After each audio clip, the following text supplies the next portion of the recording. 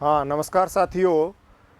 आज हम जानेंगे कि किसी राज्य में विधान परिषद कैसे तो गठित हो सकती है और कैसे किसी राज्य में विधान परिषद पहले से है तो उसको समाप्त किया जा सकता है। तो हम सब जानते हैं कि राज्य विधानमंडल का गठन जो है वो किस किस से मिलके होता है। विधानसभा, राज्यपाल और विधान परिषद। यदि कहीं किसी राज्य में विधान परिषद है तो अतः विधानसभा और राज्यपाल ये तो अनिवार्य होंगे ही होंगे कि वहाँ विधानसभा भी होगी और राज्यपाल होगा। लेकिन विधान परिषद सभी राज्यों में नहीं है, ये राज्य की इच्छा पर है कि वो राज्य चाहे तो विधान परिषद गठित करने के लिए प्रस्ताव संघ को भेज सकता है और चाहे पहले से है तो समाप्त भी करवा सकता है। अतः राज्य विधानमंडल का जो द्वितीय अंग है, जो दूसरा अंग है, उस अंग को समाप्त भी किया जा सकता है और गठित भी किया जा सकता है। ध्यान रखें, आपसे सवाल पूछता है कि राज्यसभा और विधान परिषद दोनों ही स्थायी सदन हैं, फिर दोनों के स्थायित्व में क्या अंतर है? तो राज्यसभा भी स्थायी सदन है और विधान परिषद भी स्थायी सदन है। तो दोनों में अंतर ये है कि राज्यसभा चिरस्थायी है, कभी भी समाप्त नहीं की जा सकती है और ना भंग होती है। लेकिन विधान परिषद भंग तो नहीं होती लेकिन समाप्त की जा सकती है। और ये सबसे बड़ा अंतर है राज्यसभा के और विधान परिषद के स्थायित्व में, कि राज्यसभा तो समाप्त नहीं होगी लेकिन विधान परिषद समाप्त भी की जा सकती है और पुनः गठित की जा सकती है। चलिए मित्रों, जानते हैं हम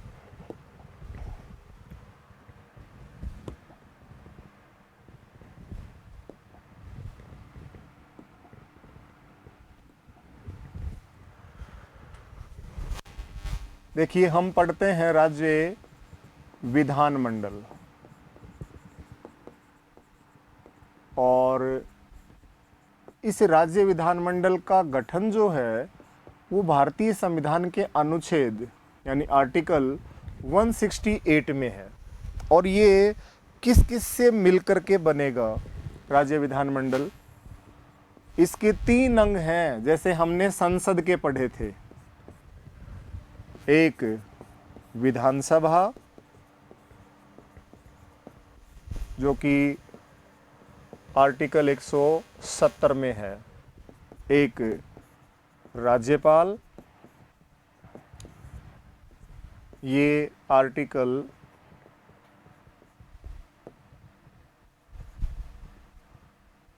153, और विधान परिषद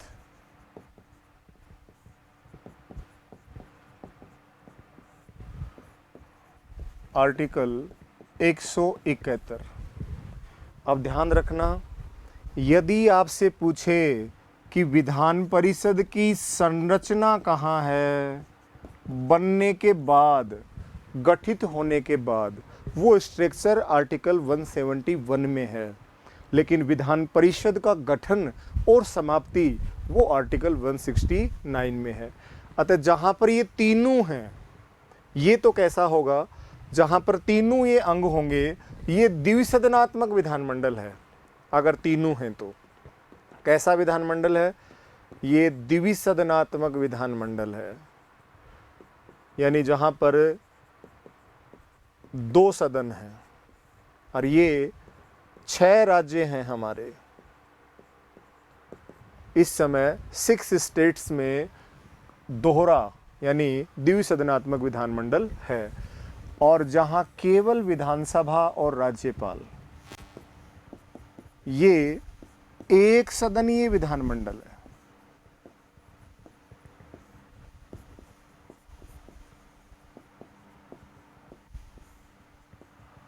और ये शेष 22 राज्य जो हैं हमारे, वो कैसे हैं? वो एक सदनीय हैं और 6 हमारे द्विसदनीय हैं। इनको आप लोगों ने एक ट्रिक के माध्यम से पढ़ रखा है कि वो कौन कौन से राज्य हैं जहाँ पर और विधान परिषद है। तो ये 6 राज्य हैं जिसको हम कुंभट से याद करते हैं। आप सबको ये याद भी है कि पहला राज्य तो कौन सा, कर्नाटक, दूसरा उत्तर प्रदेश, तीसरा जहाँ पर विधान परिषद है मैं उसकी बात कर रहा हूँ, महाराष्ट्र, चौथा बिहार, पांचवा आंध्र प्रदेश और छठा राज्य जो है वो है तेलंगाना। इन 6 राज्यों में विधान परिषद है, कर्नाटक, उत्तर प्रदेश, महाराष्ट्र, बिहार, आंध्र प्रदेश और तेलंगाना, और शेष 22 राज्यों में विधानसभा और राज्यपाल। अतः जहाँ विधानसभा भी हो और विधान परिषद भी हो और साथ में राज्यपाल हो, यदि ये तीनों हैं तो ये द्विसदनात्मक विधानमंडल है। और जहाँ केवल विधानसभा और राज्यपाल हो, ये एक सदनात्मक विधानमंडल है। अब हम बात करने जा रहे हैं किसकी, कि विधान परिषद का गठन कैसे होता है और विधान परिषद की समाप्ति कैसे होती है।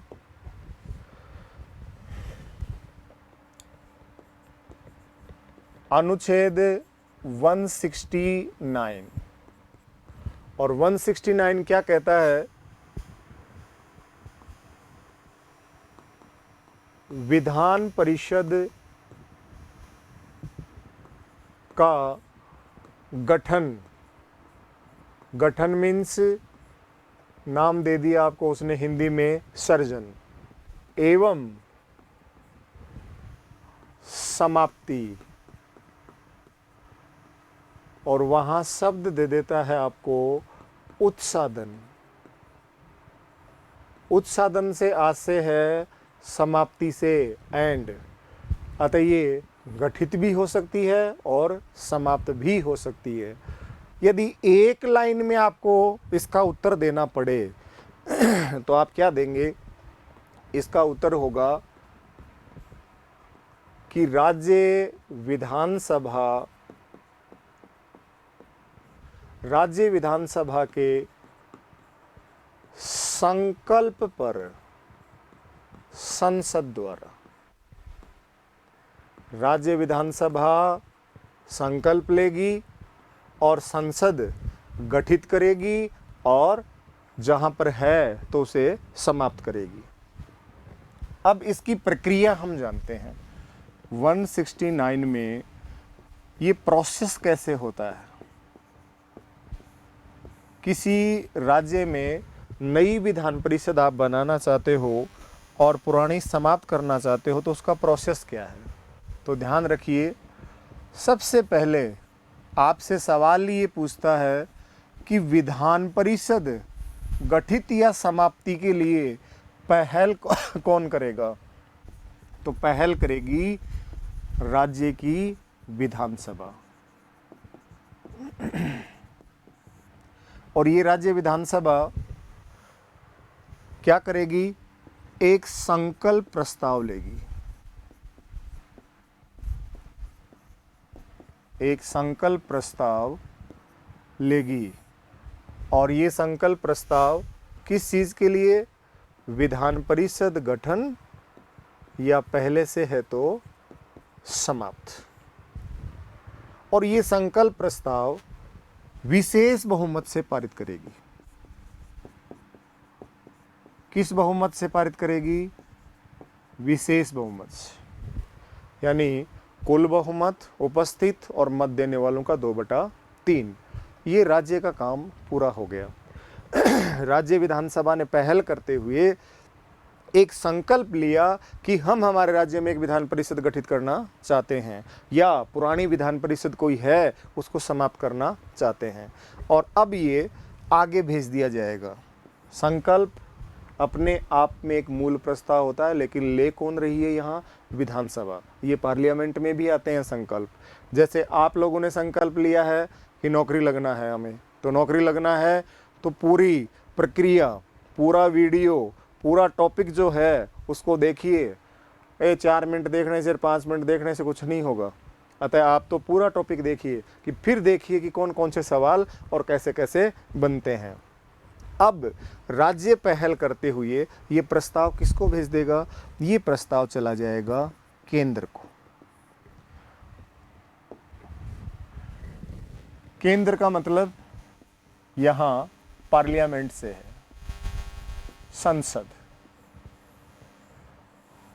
और संसद में यहाँ है प्रधानमंत्री और उसकी मंत्री परिषद। ये एक तरह से किसके पास गया ये प्रस्ताव? ये गया प्रधानमंत्री और उसकी मंत्री परिषद के पास। प्रधानमंत्री इस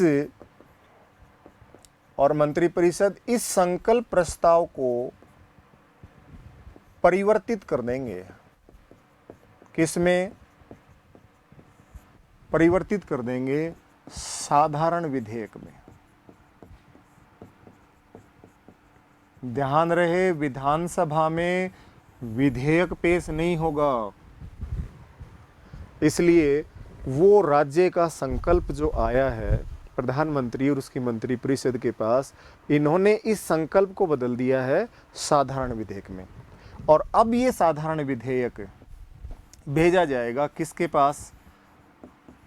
राष्ट्रपति की पूर्वानुमति के लिए। राष्ट्रपति की पूर्वानुमति हेतु प्रेषित। इसका मतलब है कि नई विधान परिषद गठित करना हो या पुरानी समाप्त करना हो, आप राष्ट्रपति की अनुमति से ही पेश करेंगे और राष्ट्रपति इस पर अनुमति दे देते हैं। और ये अब कहाँ आ गई है? वापस पार्लियामेंट में। अब इसका प्रस्ताव आप चाहे तो लोकसभा से शुरू कर लीजिए, चाहे आप राज्यसभा से शुरू कर लीजिए। लोकसभा और राज्यसभा दोनों इसे किस बहुमत से पारित करेंगी? साधारण बहुमत। ध्यान रहे, राज्य विधानसभा विशेष बहुमत से पारित करती है संकल्प प्रस्ताव को, और संसद के ये दोनों सदन अलग अलग साधारण बहुमत से पारित करेंगे। और साधारण बहुमत से पारित करने के पश्चात अब ये चला जाएगा किसके पास? राष्ट्रपति के पास। और राष्ट्रपति इस पर क्या कर देंगे? हस्ताक्षर। आर्टिकल 111। और राष्ट्रपति हस्ताक्षर कर देंगे तो फिर ये भारत के राजपत्र में छप जाएगा। यहाँ एक तारीख आ जाएगी कि फला तारीख से या जो भी सन है उससे उस राज्य में जिसने पहल की थी, कौन सा राज्य? जिसने संकल्प प्रस्ताव भेजा था, उस राज्य में विधान परिषद का गठन या पूर्व में है तो वो समाप्ति हो जाएगी। तो पुनः एक बार अपन चर्चा करते हैं इसकी। हमने बात की कि राज्य विधानमंडल आर्टिकल 168 में है, और ये विधानसभा, विधान परिषद, राज्यपाल है तो ये द्विसदनात्मक विधानमंडल है। लेकिन केवल विधानसभा और राज्यपाल है तो ये एक सदनीय विधानमंडल है। भारत में इस समय 6 राज्यों में हमारा द्विसदनात्मक विधानमंडल है और हमारे 22 राज्यों में एक सदनीय विधानमंडल है।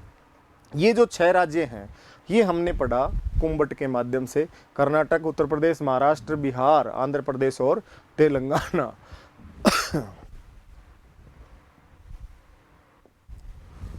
हमने बात की आर्टिकल 169 की कि विधान परिषद का गठन यानी सृजन और समाप्ति उत्सादन। ये मित्रों समाप्ति यहाँ जो है ये उत्सादन इस तरह से है, षटकोण वाला। यहाँ थोड़ा सा उत्सदन हो गया है ये, तो समाप्ति या उत्सादन यानी एंड।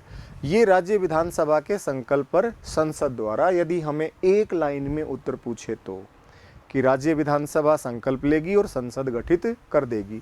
अब इसकी हम प्रोसेस जाने कि प्रक्रिया क्या है। तो प्रक्रिया सबसे पहले जो राज्य गठित करने जा रहा है उस राज्य की विधानसभा एक संकल्प प्रस्ताव लेगी और ये संकल्प प्रस्ताव किस बहुमत से पारित होगा? विशेष बहुमत से। और विशेष बहुमत से पारित करने के पश्चात कहाँ भेज दिया जाएगा इसको? केंद्र के पास।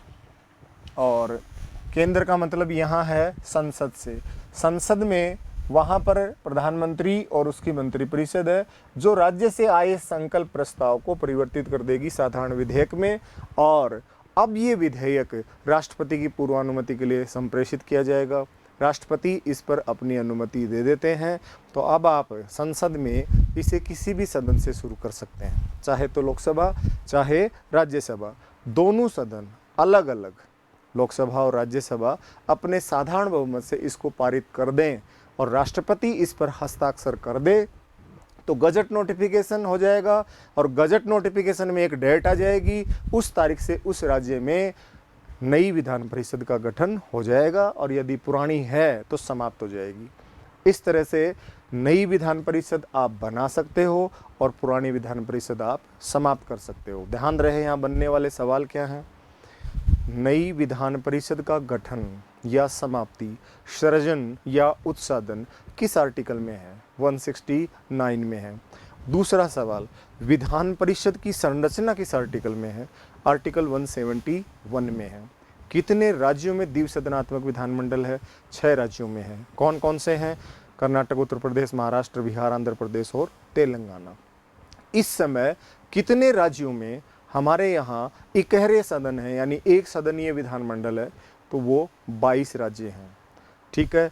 अब आपसे पूछे कि बताइए विधान परिषद गठित करने के लिए पहल कौन करेगा? संबंधित राज्य की विधानसभा करेगी। जो राज्य विधानसभा संकल्प लेगी वो किस बहुमत से पारित करेगी? विशेष बहुमत से। विशेष बहुमत से आज से क्या है? कुल बहुमत, उपस्थित और मत देने वालों का 2/3। और इसके बाद ये संकल्प कहाँ चला जाएगा? केंद्र को चला जाएगा, संसद को चला जाएगा। वहाँ एक सरकार है, भारत सरकार है, प्रधानमंत्री उसकी मंत्रिपरिषद है। राज्य से आए उस संकल्प को ये किस में परिवर्तित कर देंगे? साधारण विधेयक में। और ये साधारण विधेयक किसकी पूर्वानुमति के लिए संप्रेषित कर दिया जाएगा? राष्ट्रपति के पास।